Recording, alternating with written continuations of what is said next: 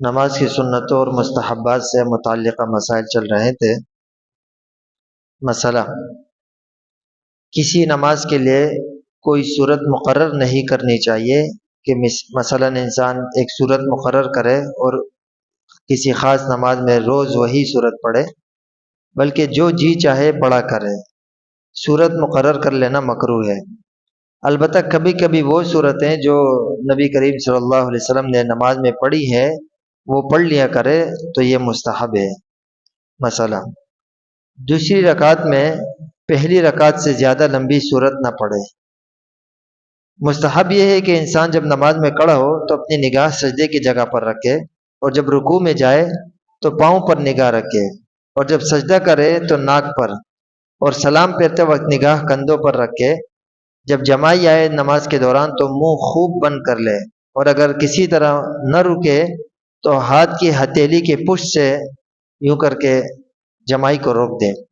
اور اگر گلے میں خراش ہونے لگے تو جہاں تک ممکن ہو کانسی کو روکنے کی کوشش کرے۔ مثلا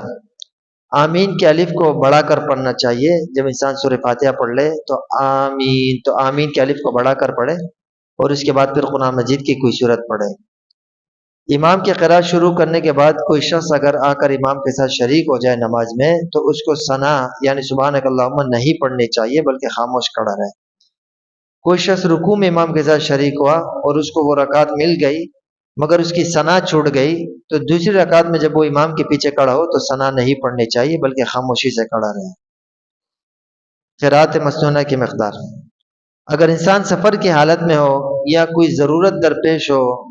تو اس صورت میں اختیار ہے کہ انسان سورہ فاتحہ کے بعد جو صورت پڑھنا چاہے پڑھ سکتا ہے، لیکن اگر سفر اور ضرورت کی حالت نہیں ہے، عام حالت ہے، تو فجر اور ظہر کی نماز میں سورہ حجرات سے لے کر سورہ بروج تک کی صورتوں میں سے جس صورت کو چاہے پڑھے، اور فجر کی پہلی رکعت میں بنسبت دوسری رکعت کی بڑی صورت ہونی چاہیے۔ عصر اور عشاء کی نماز میں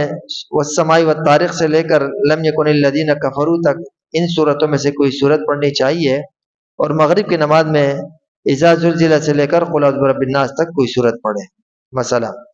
جب رکوع سے اٹھ کر سیدھا کھڑا ہو تو امام صرف سمع اللہ لمن حمدہ کہے گا اور مقتدی صرف ربنا لک الحمد کہے گا، البتہ جو شخص اکیلے نماز پڑھ رہا ہے وہ دونوں کہے گا، سمع اللہ بھی کہے گا اور ربنا لک الحمد بھی کہے گا، اور پھر اس کے بعد تکبیر کہتا ہوا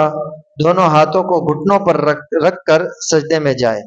تکبیر کی انتہا اور سجدے کی ابتدا ساتھ ہونی چاہیے، یعنی مطلب یہ ہے کہ انسان تکبیر شروع کرے اور جیسے ہی سجدے میں پہنچنے لگے تو اس وقت اپنی وہ تکبیر ختم کر لے۔